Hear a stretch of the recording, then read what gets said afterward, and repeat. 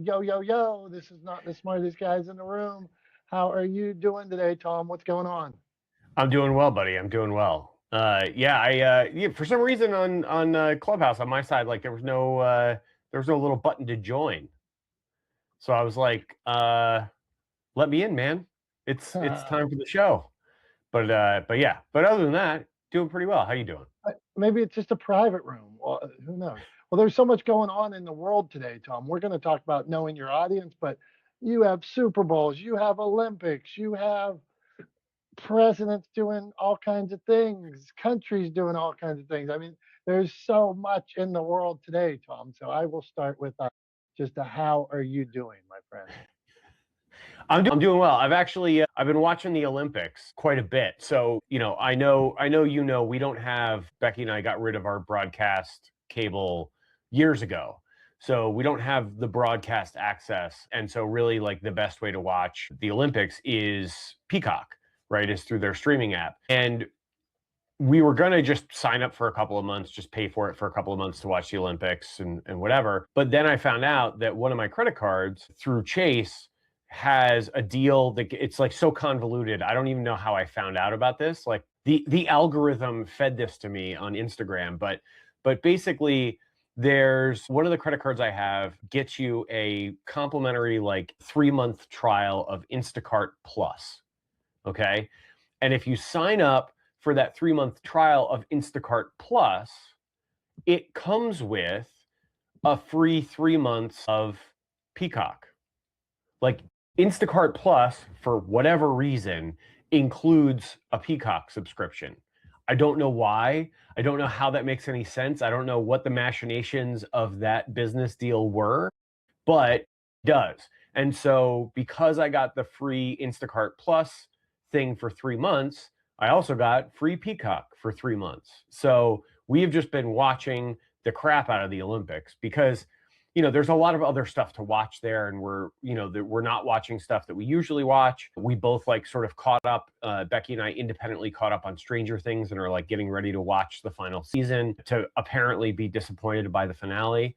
According to everything that we've seen, I have no idea. No spoilers. I have no idea what happens in the finale, but apparently it's a letdown. A lot of people are saying, but regardless, we're kind of putting all of that on hold and just watching the crap out of the Olympics. So I've been enjoying that. I mean, as you know, I mean, you're a skier also. I'm a skier. I've been skiing since I was a kid. I went skiing last week. Had a great time. Just went solo for the day, and despite the fact that I ended up taking about 45 minutes to help a skier who had crashed right in front of me and get them loaded up with ski patrol and stuff, I still got like 18 runs in for the day. And because I helped ski patrol with the skier that crashed, the mountain was kind enough to give me a free pass for a day. So now I have a day pass that I can use anytime for the rest of the season for that mountain. So that's nice too. But yeah, I've been watching a lot of the skiing. We were watching some of the short track speed skating last night. Man, they were just crashing all over the place. It was wild. So yeah, it's been a lot of fun.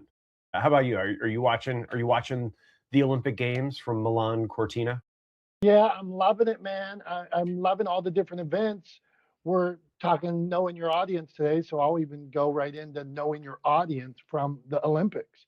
They give me four different channels. Like I can see it on Peacock, NBC. I have a USA that shows it, and then sometimes it's on like another, I think maybe CNBC or something like that. So they air it multiple times a day. Then they wrap it up at night. They cut to a story of somebody winning, and they show you, Lindsey Vonn downhill, and then they'll cut back and show you curling for the first time, the team, and they show you the parents of the curlers, and then the ice skaters, and the story behind the ice. So they're jumping. I can't watch this cross country skiing for 2 hours, but I like it. And now they showed me cross country skiing for 2 hours. And then they showed me the cross country sprint where they're running uphill on skis. It's incredible, Tom. So I love all things Olympic. I am in. So that's what I'll throw back to you. Well, the cross country skiing, the guy running up the hill, just made me think of a reel that Becky actually sent me last night, and it was a guy commentating on, I think it was the winner of that event, who was apparently basically running a sub 6-minute mile uphill on skis, which is just crazy. I mean, I run, and yesterday I was doing, I don't know, 6 something pace on the treadmill for like short intervals, right? Like, but yeah, I did like 7 miles in an hour, and a bunch of it was like short intervals at like 6 something pace. But anyway, like for the like him, it's stupefying, like to be able to do that, right? For the length of time that he was doing it. But my favorite quote from the guy who was commentating on it was, "Of all the athletic things that I'm not able to do, I am incapable of doing that the most," which I thought was a great way to put it. Those Olympics, absolutely, absolutely inspiring. The dude going uphill completely crazy to you being out and helping somebody skiing this weekend. The falls, when I see a fall, like last year I fell so many times skiing, and each year I'm getting a little better. But last year I fell, thought I broke my leg, hurt my neck one time. Like the one time I fell, I looked down and felt my body to see if my bones were sticking out of my legs. Like that's how it felt. And to see Lindsey Vonn forward, these people going 80 or 90, my body, me, I could never, ever, ever do that. And it's so scary and crazy. So, Tom, so Olympics, you think they're doing it right? I mean, I think they're doing a good job. It's like it's tough, right? Because they've got like, hundreds of athletes, right, across all of these different sports from all of these different countries, and probably 50% of them have stories compelling enough to do like a 30 for 30 on them, right? So I mean, like literally hundreds of amazing stories to tell of athletes overcoming adversity, overcoming injury, recovering from injury, coming back, right? Like their dedication to their sport, their commitment to training, like all of these really inspirational things, the work and the effort that they put in to get to this place once every 4 years, to compete against each other, to measure themselves against the other best athletes in the world. I mean, it's really compelling, and it's hard. It's incredibly hard. Like I'm looking at it a little bit from like a producer's perspective. Like, God, I mean, how do you decide, like, of all these compelling stories, how do you like get down into the minutia of like, well, this one's just slightly more compelling, right? This one's just a hair more compelling than the other one, and so that's the story we're going to tell, right? I mean, and obviously NBC is an American broadcaster, right? So they're heavily favoring American athletes and American stories. Totally makes sense. As I'm sure other broadcasters are doing the same for their athletes. Like I'm sure the British broadcasters, the BBC is favoring British athletes, right? So like that just makes sense. But man, I mean, there's just like it's like it's the equivalent of going to like a buffet where every single thing on the buffet is the best thing you've ever eaten, right? And then being told you have to pick your favorite, right? And just being like frozen deer in headlights. Like, how am I supposed to do that? That's impossible. And yet somehow they have to do it. So I think overall they're doing a good job. I think the coverage is good. I appreciate that they have a lot of former athletes, former Olympic athletes as commentators to really help people understand the intricacies of how the sports are judged or scored. Because, like I don't like, if you asked me to explain curling, I would just go, nah, let's look up a video on that, right? Like I wouldn't try to explain it. So having somebody there to explain it, help me understand the scoring and who's doing well versus who isn't, especially when it's some of those differences are so minute. I think overall, I think they're doing a good job. And I think they're doing a good job of understanding their audience, right? Their audience is both people who are watching and choosing to watch sports because they have a personal connection to those sports and they love those sports. They might do some of those sports recreationally, like us for skiing, like we were talking about. But also, I think of explaining sports that other people are just discovering and exposing people to new sports. I think that's a really valuable thing that the Olympics do every 4 years, is expose people to sports that they didn't know or understand or appreciate beforehand. So yeah. So I think overall they're doing a good job. What do you think? I mean, you're seeing it from a slightly. I'm only seeing it through Peacock. You're seeing it on broadcast and stuff too. So out of curiosity, What's your takeaway? How do you think they're doing? I think they're doing a home run. The delay, it's a home run.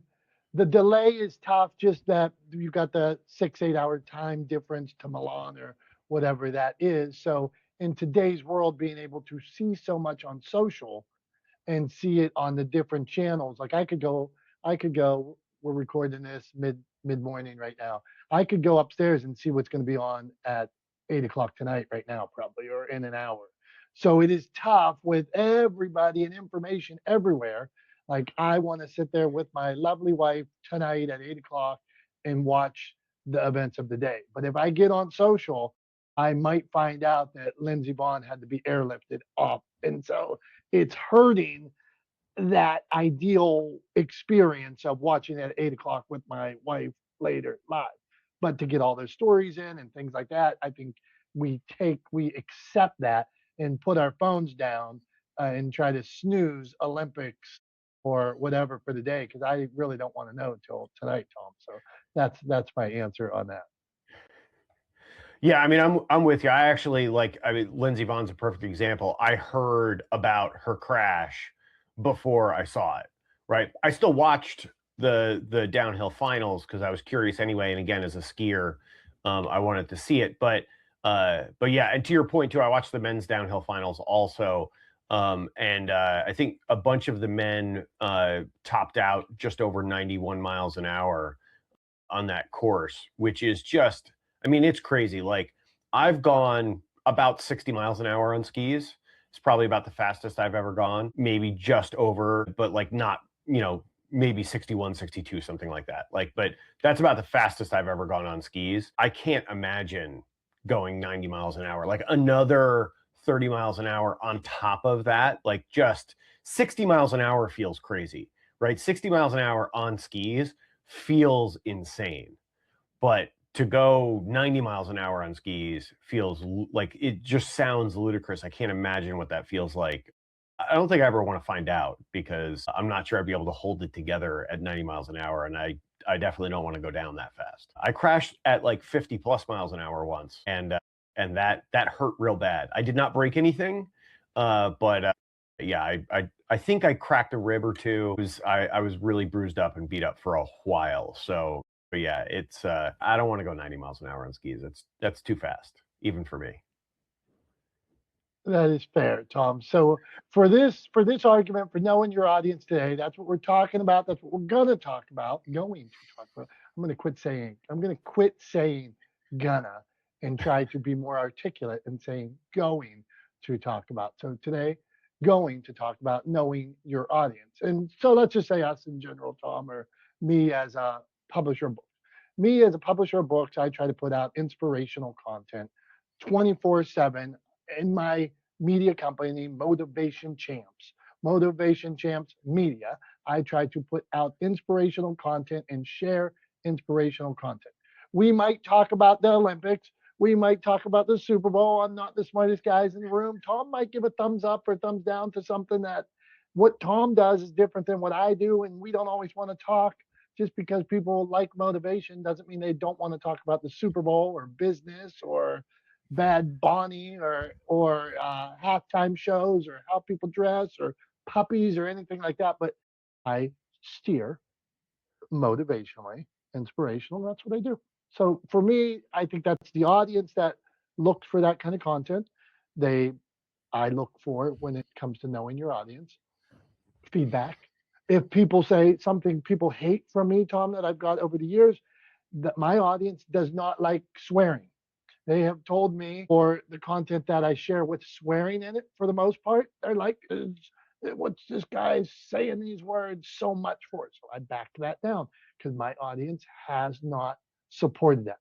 Although there could be inspirational, there's like guys like David Goggins who say F and every other word, and he's one of the toughest dudes in the world, was in all four branches of the military and things like that. Goggins is super inspirational. My audience has said, maybe so, but we don't want to hear all the swearing and things like that that he does, or Gary Vee or something like that. So I am always looking for feedback from my audience, Tom. The feedback audience gives us, listen to it, and see based on where you want to go, where your brand you think you need to go. Okay, I'm going to deliver that kind of content on mission, on brand with what they have. So that's me knowing audience.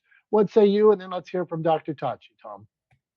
Yeah, I mean, I agree with you. I think like here's the thing is I think often what people miss when it comes to knowing your audience is first identify who your audience is, and they may not be exactly like you, right? To your point, Tom, like, you might, think you might really identify with, or David Goggins, who's apparently made pain his whole identity and cursing about it, like, and aggressively trying to shout down pain, right? Like that seems to be his identity. You might really enjoy his content, right? And that style of content, but your audience doesn't necessarily, right? And I think the idea is that you have to separate yourself from your audience a little bit. I mean, you have to stay true to your values, and I think it's important that you make sure that your values align and that you're not trying to appeal to an audience that has a disparate set of values from your own, which I don't think you're doing, to be clear. I wasn't aiming that as a critique. I was just saying broadly, I think people need to make sure that they do that, right? That they align with values, align with their audience on values. But how you sort of express yourself or communicate may differ slightly from your audience, right? I think actually, like, for me, there's a really clear example of me sort of identifying this and taking action based on it. And that is, like, I just created a separate social media profile. We were just talking about it right before we got on. It's called Tommy Made, right? Which is a nickname I got years ago up in Boston when I was working for MTV. This Boston AAA baseball player that I was working with on a started calling me Tommy Made, right? Like with his Boston accent. And so that was what he just called me the whole time. And it stuck a little bit. People have called me that on and off for years, and it was available on Instagram. So I made that a profile. But the point is, the reason why I created that separate profile is because I recognized that while my audience and I align on values, right? And I'm not trying to separate who I am from my business. I also want to communicate things that maybe don't belong in my business feed, right? Maybe don't belong on Talix Media's social media profile, right? And I'm not trying to separate myself completely from Talix Media, but I want to be clear that sometimes I'm going to say things in a particular way, and it's meant for a separate audience from Talix Media's audience, right? And so I created a separate lane for it. It doesn't belong on Talix Media. It's not how I want to communicate with that audience. It's not pertinent to what I want to communicate to that audience. And so I took it into a separate lane, right? And I think a lot of times people don't create that separation, and they actually try to communicate with their audience as if they're speaking to themselves. And that's a classic mistake I see businesses make all the time. And it even, like, it metastasizes and sort of bleeds over into the content that they produce. And you end up with a business or a brand that creates content for themselves rather than for their audience, right? Because they think that if they like it, their audience will like it. And meanwhile, they're totally wrong, right? Their audience doesn't have the same investment that they have in their business or their brand. And so they don't care and they don't identify with that content, right? So they're kind of missing the boat. But I think it's important to know who your audience is and know who you're talking to. And yeah, I mean, you mentioned the Super Bowl. I think it's also important. And I think NFL is actually, the NFL is doing this, but it's also important to understand that audiences change over time. Your audience is not stagnant. They're not fixed, right? Your audience is going to change over time depending on who your primary customers and consumers are. And that's going to change over time, right? So, like, it is not a fixed thing. It is not stagnant. And I think it's important that organizations and businesses recognize that, and they change with their audience, right? Rather than trying to fight against that change. So anyway, I'll leave it there, and yeah, and then we'll move down to move around to Dr. Tachi and see what she's got to say on the subject.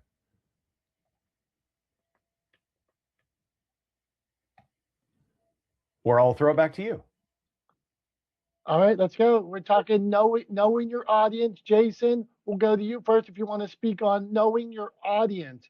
A tip for knowing your audience, a business that knows their audience, What do you have for us? Go on, my friend. I could say about knowing my audience is the first demographic, the age, the second part, the gender, the third part, what is the kind of message that is frequent, consistently put out there. After that, it's a little bit of chance and, are you really good with what you tell in a story, whether you're promoting visually or auditory or written. I mean, how people connect with you is the ability to convey the story to their needs. And I found most of my audience is between the ages of 35 and 45. Typically, even though I cover parts of Stoicism and other philosophies, but real life experience, uh, I think it's like 62% women and the rest male. So, and my vision was to connect with more males. So, if I wanted to change those numbers around, I had to start looking, well, what are males between 35 and 45 or 55? You know, are they looking for this kind of message? So, that was a challenge. But now I just kind of like, okay, if I'm just only wanting to direct to males or men, am I killing the main audience that really likes to engage with what I produce? And I found like, okay, well, stop trying to control the gender narrative. Start focusing on better story, better connections, comments, shares, and what people reason with. And that's where I really found more value. When I look at what people reason with, then it's a lot easier to get out to more people.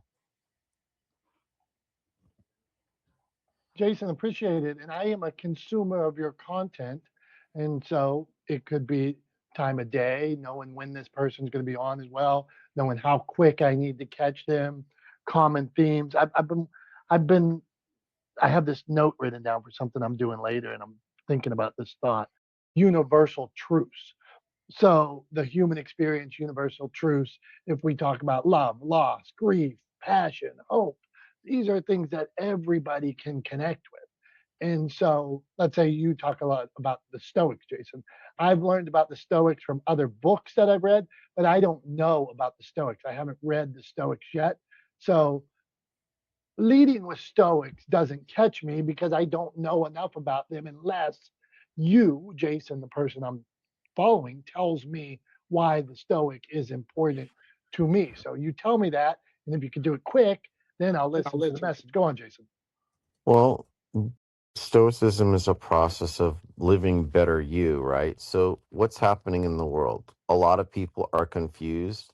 They feel like they don't have a voice and they feel like their problems are busting them to broke mentally, physically, emotionally, and financially. So, why would Stoicism be so important? Well, if you control you better and you have your reasoned choice better, and you feel like you want to get control of your life a little bit better so that you can make more adequate choices, then a process of stoicism will work for you.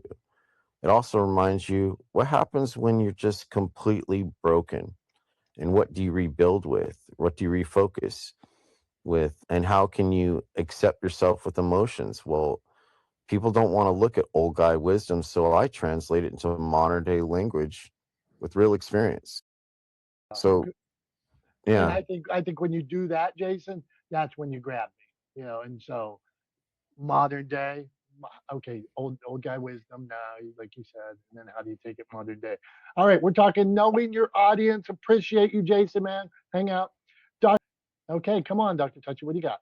Am I weighing in on the We're weighing in on knowing your audience. Tom's giving a heads up, so he's listening. Weigh in. You got it. Yeah, so for me, and good morning, for me, knowing the audience comes with asking the audience questions. Because I live stream, it's very easy for me to ask questions in the moment. I mean, just similar to this. This is just, live streaming with voices on all ends and without, never mind, because you're live streaming it because you're doing it. But so you understand the live streaming thing. But I'm asking questions like simple things like, okay, where's everybody watching from? So I get to know where you're watching from and who you are. That also gives me a clue into maybe what's happening in your part of the world. And those are things that I can draw into what I'm saying. And then I can ask. You can do the, live surveys. What do you all think? In fact, a good idea or a good example rather of this was I used to, for 10 years, I was broadcasting on Wednesdays at 6 p.m. Well, I kind of got to the point where I'm like, oh, this is a lot in the middle of the week. I've been doing this for 10 years. And I noticed that I got positive feedback when I went live because I needed to on a Friday one time. And we did like kind of a Mediascope after dark. So I said, hey, what do you guys think about moving Mediascope to Friday at 8 since you guys, and they liked it. So now that's why I do Fridays at 8 when we're in season. So it's about asking them questions about what they would like to see, what would benefit them. Because again, you're not doing this just for you. You could be talking to an empty room if that's the case. You're doing it for an audience, and your audience matters. So that's knowing your audience. That for me, that's knowing the audience by asking them questions. I mean, I think that makes a ton of sense, Dr. Tachi, right? I think that's one of the places, and it's great advice. One of the places where a lot of people go wrong is they don't listen to their audience, right? They think they know best.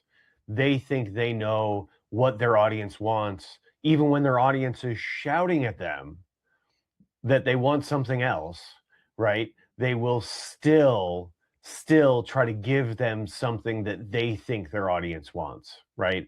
And will just try to fight and swim against that current, and ultimately get swept under, right? Get caught in that undertow because they won't listen, right? And if you're creating content for an audience, if you're a business, you're serving a community, you're serving an audience, right?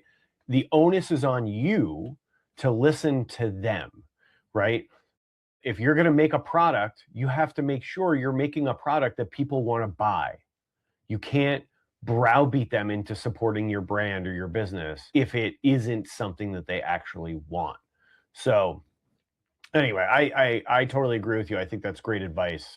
Definitely ask questions and listen to the answers. For crying out loud, don't just ask questions. You gotta listen to the answers, right? So yeah, I don't know. That's what I think. What do you think, Tom?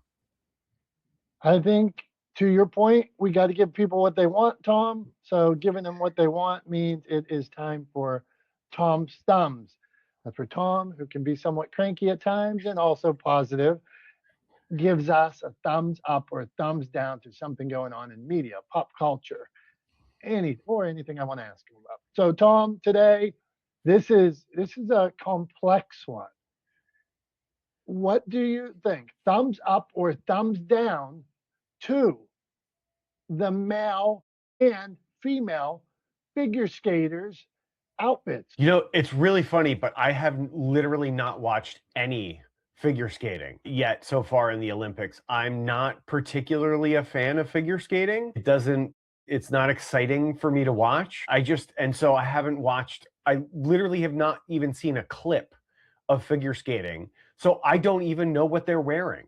So you picked the Tom's thumbs, and I have no point of reference. I don't even know what they're wearing or if they're wearing anything different than they've worn in the past. Like I have no idea. I've not watched a second of figure skating in the Olympics. Sorry to disappoint. I can't give it a thumbs up or a thumbs down because I just don't know. Is this after 100 Tom's thumbs? This is our first, what would you call that? Like when thumbs go neutral thumbs or no thumbs? Well, there was one other one where you gave me one and I kind of pushed back because I was like, I can't give that a thumbs up or a thumbs down. I don't remember what it was, but there was one other where I was like, that's not a thumbs up or a thumbs down kind of thing. I forget what it was. But yeah, I think this is the first time where I've just been like, I just don't have any point of reference or any information. I mean, like, know what figure skaters have worn in the past, but I don't know if are they wearing different stuff this year? No. So, Dr. Tachi, I'm going to need help on this. But Tom, the the male outfits, I don't know why they have to be so, for me, I don't know why they have to be so like artsy or spandexy or like so it's odd for such an athletic performance. And then the females doing it are in like these beautiful outfits that seem to complement everything about them. When in the male form, it seems to be contrary to a male figure and a male athlete. So that's what I'm going with, Tom. All right. So here's what I'll do is I will in terms of I understand why the outfits are sort of certain ways, right? And that's I think because of what they're designed to do, right? I think it's function, right, really that dictates like that they are sort of tight and designed and to be made out of like spandex and things fabrics like that, right? So that they're light, they're tight, but they're very flexible and they're easy to move in, right? So I think that makes a ton of sense to me. And in terms of like, the sort of the glitter and the sparkles and the sequins and all that kind of stuff, that also sort of makes sense because you have this person on the ice doing all this sort of intricate acrobatics, right? Jumps and spins and moving around really quickly, and those sparkles, those sequins actually serve a function, right? They reflect light in a certain way that allows the audience to actually be able to see better what the person is doing. If somebody was wearing just like flat black spandex, half the time you wouldn't be able to tell what they were doing with their body, right? When they were spinning, you wouldn't be able to tell how fast they were spinning, where they were spinning, right? Like, so I think ultimately I will weigh in. I will fulfill my duty as the Tom here on the show, who has two thumbs, and I will actually give you a verdict, and it's going to be a little bit surprising, but I will give the outfits a thumbs up because I believe that they're designed both to accomplish multiple purposes and they do it well. Design wise, am I a fan? No, but like it's not something you would wear out on the street. Similarly, when I wear a tri-suit, for races, like I wouldn't just walk around in that, right? And you give me grief about it all the time, but it's designed for a purpose and it does that, it fulfills that purpose really well. So I understand why they wear what they wear to some extent. The design, I could take it or leave it. But in terms of functionality and why they're designed the way they're designed, I'll give them a thumbs up. I think they do the job that they're designed to do. Our first ever comeback thumbs. It went from no thumbs to a thumbs up. That's a strong take. Functionality, and the point of sparkles is interesting. And I will tell you, you've got to get into figure skating. It's great. The dual one male female where they're throwing each other and stuff like that. And I was mad the one day when somebody's in the male and female when I didn't think their outfits correlated enough. There was some lines on one team had lines. They both had lines on their thing. So when they spun, it conceptually, like visually, looked like they were spinning faster and things like that because they both had the same lines on their other team where they were wearing opposite outfits. I didn't get that same visual effect. So to your point of glitter or something where the eye sparkles and hits a shoe a certain way or whatever, that makes a lot of sense. So Tom, you sound pretty smart today. Dr. Tachi, what do you think? Tom's analysis of Olympic outfits, was it solid? Yes, I have to agree with him. I just know in terms of, well, with the figure skating or whatever, figure skating, it's athleticism, but it's also dance. So I know dance, and what they wear is very similar to what you would wear if you were doing ballet. Yeah, that's the closest thing I can see to ballet. So it makes sense because it is an art form that's also rooted in dance. Fair take. Jason, you flashed off before. Did you want to go contrary to Tom's take on this? What do you got? Well, I mean, I think it's very hard for people to see ice skating or figure skating as a sport because the visual part of the overemphasis of the display of the outfits. To many men, they may not be interested because it's overly feminine for them. And that might be a rejecting thing. It's like, well, you know, do women want to watch Greco wrestling? Probably not. Maybe not. It's a tough sport. They're both, but they have purposes of what they wear to suit the ability to be able to do it. So if they wear sequins and whatever polyester tighter clothing, well, how hard is it to ice skate in a movement that makes it look artistic? It takes a lot, extreme amount of effort. Like I remember ice skating, and it's hard just to even be on your feet without falling on your back. And these people do it like it's nothing, you know. But then you take somebody who's a hockey player, wears bulky stuff. He's wearing all that stuff to protect him, not to make him move faster. So the purpose for what they wear, it's to enhance the display. But do people really see the athletic ability? I think people overstep and they don't see it a lot of times. My mom, she loves watching figure skating. Me, I can appreciate it, but I don't watch it. Yeah, I mean, I'm there with you, Jason, in terms of appreciating it, and I definitely appreciate the athleticism and the skill and the insane amount of practice and dedication that goes into becoming a world-class figure skater. I'm also like, I'm not the biggest sports spectator fan, right? Like, I mean, really, the reason I'm watching the Olympics is almost it's both because I enjoy watching like some of the sports that especially like the skiing, right? Again, because I'm a skier, but also because I kind of feel like I should, right? Like I kind of feel an obligation because it only happens every 4 years. But like the Super Bowl was the first football game I watched this year. Like and I grew up playing football. I played football, for 6 years. Like I enjoyed football. I like football, but the first football game I watched this year was the Super Bowl because I'm just not like a huge spectator. I love going to football games, right? I enjoy the hell out. If I go and watch football with other people, but like you're just not going to catch me sitting on my couch on a Sunday by myself watching a football game. Like it's just not what I'm going to turn to. It's just not my preference. So yeah, I mean, I kind and like figure skating is just meh. Like to me, it's sort of like I'll watch it if it's on, but I'm probably not going to pick it. That's just me though. I mean, I don't know.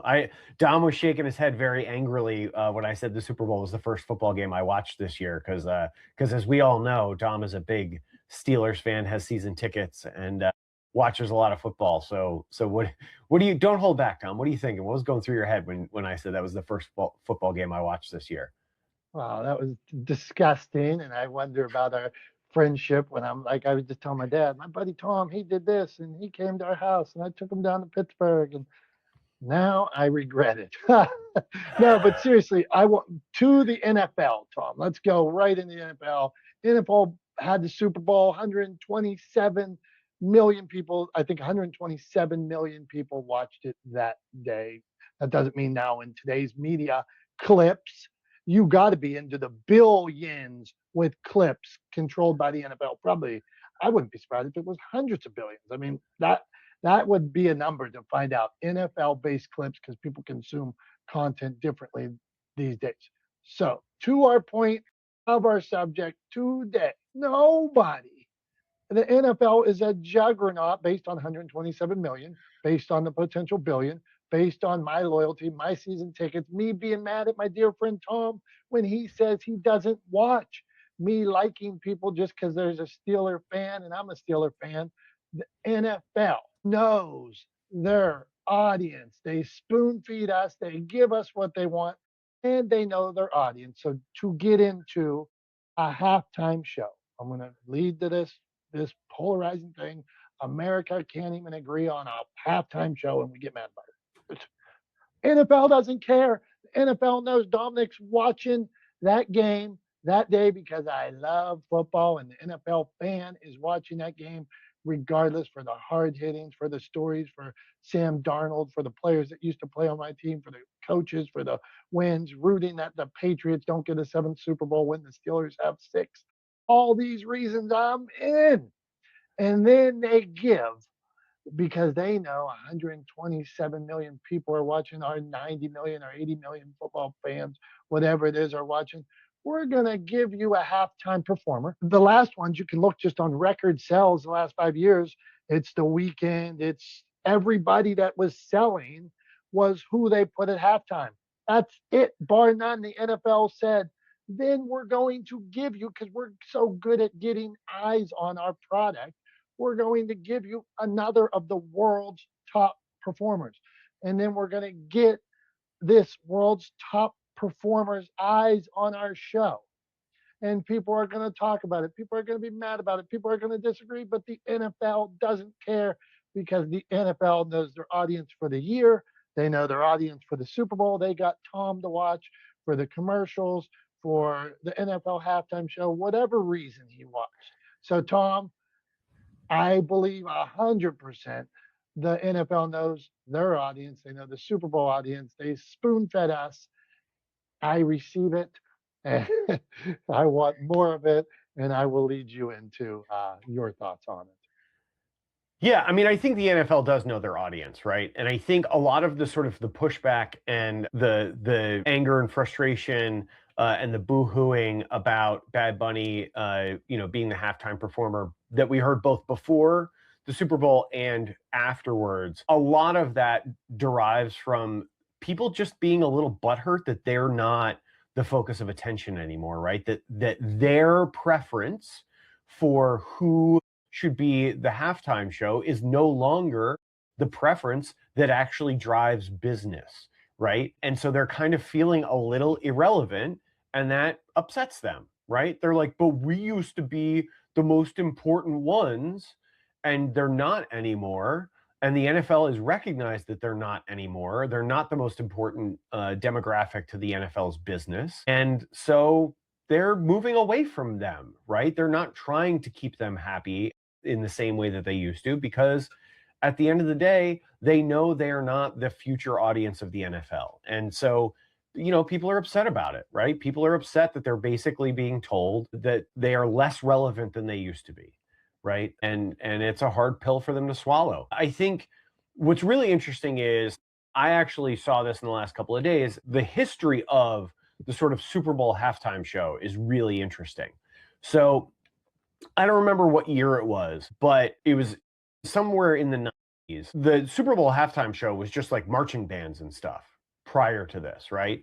But then in the 90s, there was a show on TV called In Living Color. Do you remember In Living Color? Right? It was a sketch comedy show for anybody listening who's younger than us or much younger than us. You probably have no idea what In Living Color was, but it was a sketch comedy show. You've obviously heard of the Wayans. Some of the Wayans, if not all of the Wayans, right? But the Wayans started that show. The Keenan Ivory Wayans, I think, was the one really the sort of the driving force behind it. It was a sketch comedy show. It was actually the show that gave like Jim Carrey his start, right? It was the show that gave Jennifer Lopez her start. She was a backup dancer. She was a dancer on that show. I forget what they called the dancing team that they had there, but she was one of the dancers on that show. Anyway, they decided to do a live episode during halftime, right? So they did, the Fly Girls, you're right. So they did a live show during Super Bowl halftime, and they captured a huge chunk of the audience because basically they said, look, we will start it after they blow the whistle for halftime, and we will end it before the second half starts, before the third quarter starts, right? So you will not miss any of the game. Come over to Fox, watch In Living Color, right? And then go back and get back to the game in plenty of time. And they captured a huge audience because people were like, oh, I could watch like some random marching band walk around and play their trumpets and beat on their drums, or I could go watch something really hilarious and entertaining. And so they did. The next year, after In Living Color did that live broadcast during halftime of the Super Bowl, the next year, the NFL invited Michael Jackson to be the halftime performer. And I remember that performance. I'm sure you do too. Like, I remember Michael Jackson's performance, and it was a spectacle, right? It was a huge production with pyrotechnics and everything. But basically, the halftime show as we know it didn't exist prior to the 90s, didn't exist prior to In Living Color sort of alerting the NFL to the fact that they had lost touch with their audience, right? They just sort of assumed like, the audience is going to use halftime to go do something else, right? And they didn't realize that they actually should do some work to keep that audience captured and stay on the broadcast. And so that was sort of the impetus or the beginning of the modern halftime show as we know it. But yeah, I think the NFL has done actually a surprisingly good job of adapting with their audience, knowing who their audience is. In terms of their Super Bowl broadcast, I mean, they've dropped the ball in other places, no pun intended. But yeah, I thought that was really interesting and some interesting information to weigh into seeing just how an organization can adapt to new information, right, and really change course to make sure that they capture and they don't lose their audience, even for part of the broadcast, right? So yeah. So I don't know if you knew that, but I found that really interesting when I heard that the other day. That is good stuff, Tom. And I was just Googling some stats while you were talking here because I want to give you a counterpoint on the NFL, like knowing their audience or the audience changing.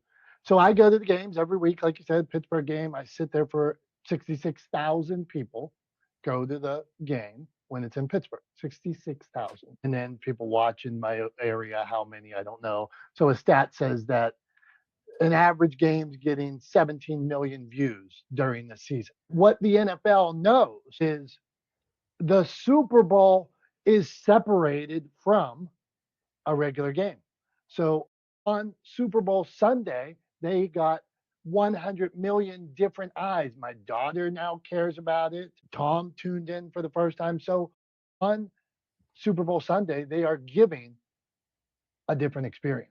They know we're getting those 66,000 like me that cheer and wave terrible towels. The team's fans are tuning in, all the football fans, maybe a little more. But on Super Bowl Sunday, it is a different audience. I think they know their core audience. They know every week we're giving you beer, we're giving you Renegade, we're giving you AC/DC playing in the stands, we're giving you the experience that you love, the hard hits, the mic'd up field and things like that. But on Super Bowl Sunday, we're giving you that. And we're giving you a show. We're giving you the Dorito ads. We're giving you 5 songs before the game starts. I mean, think how different the performers before the game were. We had Green Day, we had Lift Every Voice and Sing. Coco Jones, I believe, sings that. Who was the lady that sang America the Beautiful? Man, the NFL said, boom, boom, boom. It's early in this game. So we're gonna get you with one of these bands. You don't like this? Oh, you like this. So they know what they're doing, Tom. That's what I got. Okay, Tom, go on. What do you got a final thought on that? No, I think Jason was flashing while I was talking, so I was curious if he had something he wanted to throw in real quick about the NFL knowing their audience. Rick, and this is real quick. Remember, Dominic, when we talked, you even texted me, hey, I saw more pharmaceutical ads than other ads. Here's where the commercial space has slept off. People used to remember Super Bowl Sunday commercials, especially during the game. They caught a lot of the people's attention. But here's an interesting fact. The demographics that the NFL has to attract is who buys their stuff, who buys their memorabilia the most. And guess what? Latinos were. So was Roger Goodell and the board of directors smart by choosing a Latin artist to do something artistically informative, risky, and get people talking? Because look, there was a counterculture that was created by TPU. They tried to create their own halftime special, and it was a big bust, a big dud. So what I'd be curious to know, did more people just tune in for the halftime special and then they went to somewhere else? I'd be curious about that because the halftime special, my woman wanted to watch that. We didn't want to watch any of the game. We didn't like any of the teams. We're like, whatever. But she wanted to watch, hey, Bad Bunny. She wanted to see what was going to be the suspense building up 6 months before it even happened. That is excellent marketing. Keep people suspenseful and guessing. You also brought a new audience that typically doesn't get highlighted for, guess what, financial gain. So look at the commercials changed, look at the demographic changed, and who kept on talking afterwards. That was the best marketing move I've seen in a long time. Good Yeah, I stuff, mean, Jay. Oh, sorry, Tom. yeah, no, all good. I agree with you, Jason. I think the numbers that I saw were around 127.5 million. I think for the overall broadcast, but then the halftime show jumped up to like 135, right? So you got a bump of like 7.5 million or so just during halftime, which interestingly, to your point also about the TPUSA junk halftime show with Kid Rock not even being able to lip sync to his own most famous song, which was hilarious to watch clips of. But anyway, that bump was more viewership than the TPUSA show saw on YouTube. So I thought that was interesting. But anyway, yeah, you're right. I mean, they did a good job. I think they knew their audience. There's a reason why 127 million people watched the game and 135 million, tuned in for the halftime show. And I think at the end of the day, I mean, the reason I watched the game was to root for the Seahawks to beat the Patriots. And so I'm glad that that came true also. But because I'm a lifelong New Yorker, I definitely am not a Patriots fan. So anyway, Dom, what do you think? So much here, man. So much here. And even on that other alternative halftime show, whatever, if you can, if you're trying to compete with the Super Bowl, you're not going to compete with the Super Bowl. But I wondered at 5 million, just like the Puppy Bowl, some people love puppies and they go over to the Puppy Bowl. So they gave them what they want. This other halftime show that gave some people an alternative voice. It's not my choice, but if people wanted an alternative voice, they were able to use the NFL's popularity, jump on that, and give you some alternative voice. I mean, not for me, but they did it. Okay, Tom, can we do a positive memory lane? What do we got here? You ready for this? I mean, that's entirely up to you. If your memory lane is positive, then I think, yeah, we absolutely can do a positive memory lane. Okay, As and long as so you're not going to pull out your gallbladder, are you? no, my Galby, I will tell you, I went to a brewery on Sunday and had like a breakfast at a brewery, and my Galby has scared me since my loss of Galby. Maybe I went too fast with the brewery and Galby. So now I'm straight edge. I want to drink water and have like only healthy things. But that's not memory lane. So I'll go memory lane. Memory lane. Tom, 2 weeks, February 20th through 22nd, Cre8tive Con. You were part of the first Cre8tive Con 3 years ago, us putting together something where we thought, hey, let's create a place for business owners where they can talk on the stage, share what they do as a business, and help other people. We had no clue what we were doing as far as events. We hosted it. It turned out well. We got some people there. The energy was off the charts. Now, 3 years later, this community has grown. And now even the messaging of the community, the brand, what it is, we figured out. Like over the years, you're like, well, what is this thing we're trying to create? So Cre8tive Con at 3 years in, now I'm going to hold a book up from year one. This is a book. I see Tom's name on it, Heidi Dunstan, Julie Loken. It took so many people to create this community. And what the community really is at this point is we work 60,000 hours in our lifetime. Why can't business be fun? Why can't business be supportive? So if you believe that business is changing, that people use publishing these days, they use media these days, they use video, we're trying to create a community for you, for that business owner that says, I'm a real estate agent. I see how video could be valuable. I'm a author and I see how it might be important to use social media. And then so we're bringing in the experts. It's next weekend, February 20th, 22nd. Come out to Chicago, get to Cre8tive Con 3. But this is where it started, Cre8tive Con 1. So you put an idea out there. And being an entrepreneur, it's not just a job, it's a lifestyle. So that's what I have for you today about Cre8tive Con and my memory lane. Thanks, Tom.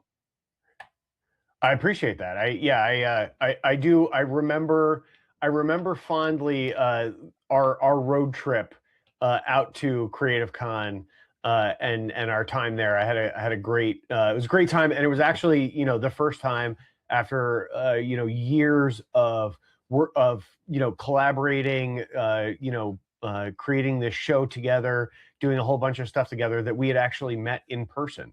So it was a lot of fun. You were kind enough to open your home up to me and have me as a guest there, show me around Pittsburgh, even though apparently you now regret that because I don't watch football as much as you would like me to, which is a little weird. But you know, but I appreciate it, and I had a ton of fun. And yeah, I think anybody who's a creative entrepreneur who's in the area should check out Cre8tive Con in a couple of weeks for sure. But yeah, I think with that, we're right up at the hour. What do you think? Should we just wrap it up?